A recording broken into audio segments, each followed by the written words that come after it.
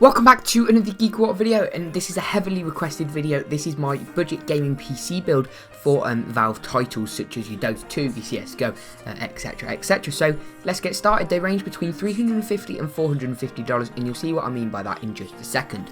So the first component is the CPU. You've got two options for this, and this is what I mean by the price differentiation. The first option that I would recommend, the lowest I would go, is the Intel Pentium G3258. This was their 20th anniversary chip and is a great overclocker. It's only got 2 cores, which means it does lag behind in the latest AAA titles somewhat, but its single-threaded performance is absolutely insane, which means that for some older titles it will do incredibly well. Clocked at 3.2 GHz, but if you're going to get this CPU, you've got to overclock it, in my opinion. The other CPU option, if you want to go splash out and spend a little bit more, would be AMD's X4 860K. That's a quad-core CPU, which is also quite a good overclocker.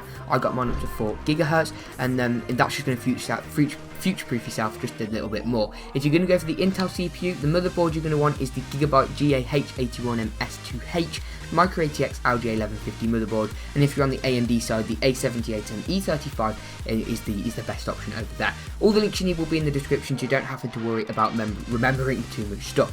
RAM is also a bit of an option. You can go, there's 2 different combinations. You can either go for one 4GB DDR3 1600 stick from Kingston HyperX, which will set you back $25, or if you did want to splash out a little bit more and future-proof yourself just a little bit more, go for 2 4GB sticks in it, so you've got an 8 gig stick of that memory, which will just serve you a little bit better, and performance will be heavily improved.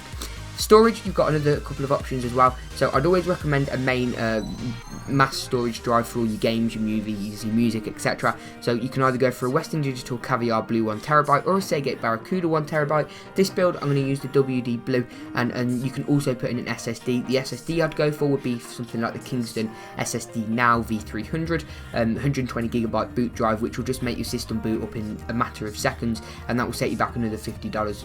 Once again, an optional thing, but it will increase your performance. Especially with boot times.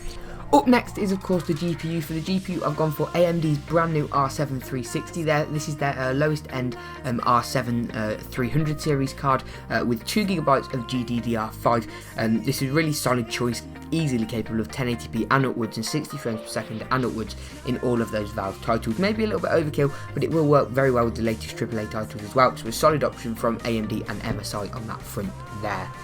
The next option is the case, something that I own myself. This case is superb. It's very on the budget end, but it's got USB 3, everything you need, hard drive indicator lights, USB 2, and whilst it doesn't have many flashy features, it doesn't have a side panel window, it only supports Micro ATX motherboards, it doesn't have a fan controller, you don't really need, and you don't really use half that stuff anyway, so pick this case up. It's very solidly made, comes with everything that you could need, and I absolutely love it to bits already, as I just got it in the post.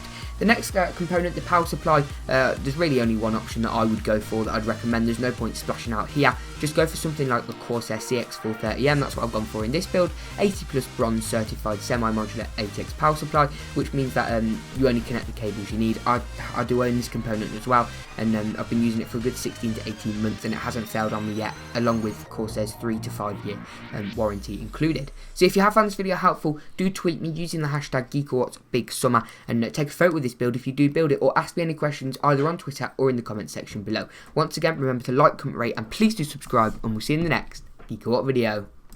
The video you've just been watching is all part of GeekaWhat's Big Summer. Check the links in the description below for 50 videos over 42 days and 6 weeks. The idea is to get loads of tech related content up, from tech terminology, tech reviews, tech news, PC builds, tech topics, along with a load of Windows 10 content, and my budget build guide 2015 and how to build a gaming PC 2015 tutorials.